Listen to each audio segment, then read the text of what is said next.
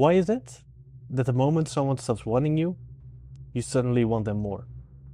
When someone is interested in you, it feels good. You notice their messages, you enjoy their attention, you like knowing that they want you. But when that attention disappears, something changes. Suddenly you're checking your phone. You're thinking about what you said. You're wondering why they haven't replied. You replay old conversations. You start wondering whether they ever really liked you. And the strangest part?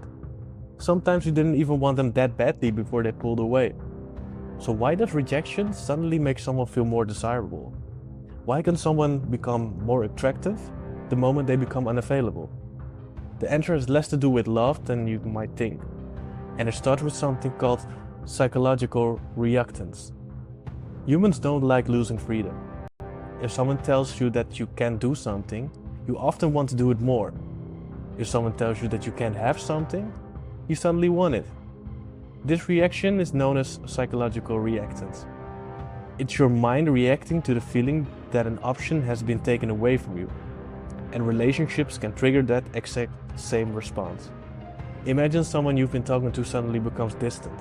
Yesterday they were available, today they're not. Yesterday you had their attention, today you don't.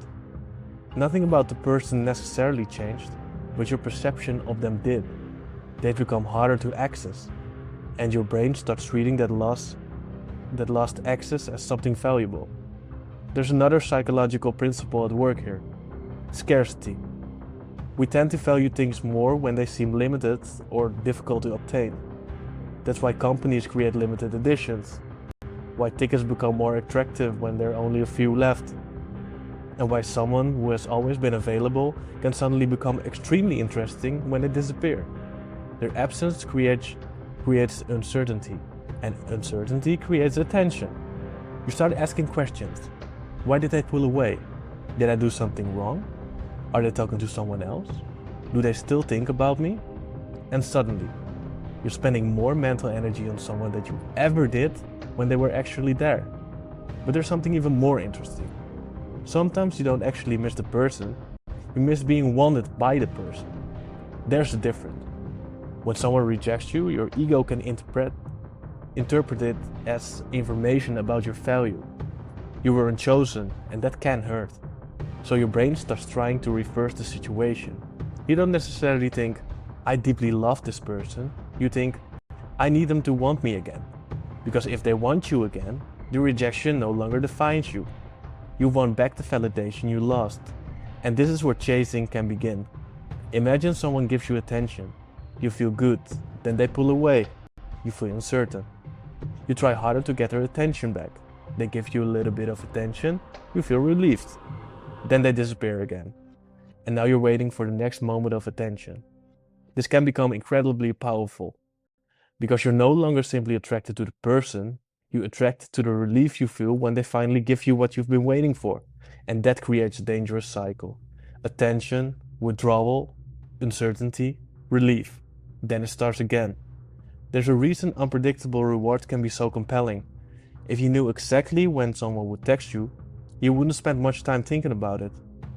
But if you never know when they'll respond, your brain keeps checking. Maybe they'll message today, maybe tomorrow, maybe in 5 minutes, maybe never. That uncertainty keeps your attention locked on the possibility of reward. And this is one reason inconsistent attention can feel more addictive than consistent attention. Not because the person is necessarily special, but because your brain never knows when the next reward is coming. And this is where people get confused. They think, I can't stop thinking about them, so I must really love them. Not necessarily. Sometimes obsession is created by uncertainty. You don't know where you stand.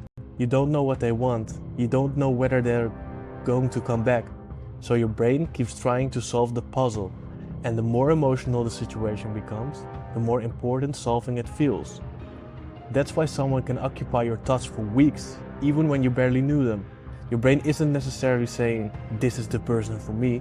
It may simply be saying, figure out what happened. There's another reason rejection can be so difficult. It leaves the story unfinished.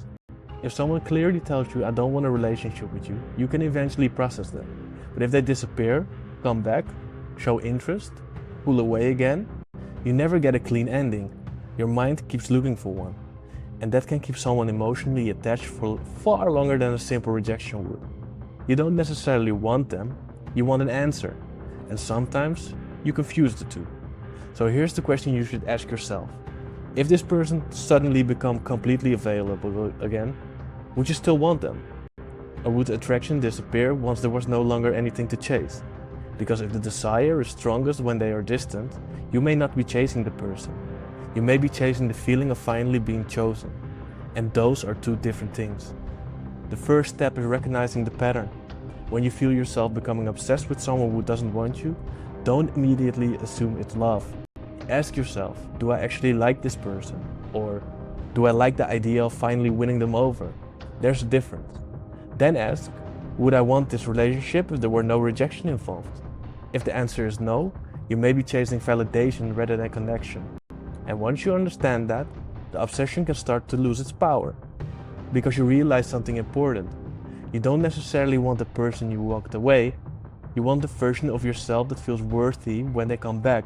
And that's a completely different problem. So the next time someone pulls away and you suddenly find yourself wanting them more, stop for a moment. Don't immediately chase. Ask yourself why their absence made them more valuable. Because sometimes the person you can't stop thinking about isn't the person you actually want. It's the person who made you question whether you were enough. And when you finally stop needing their answer, you might realize you never needed them at all.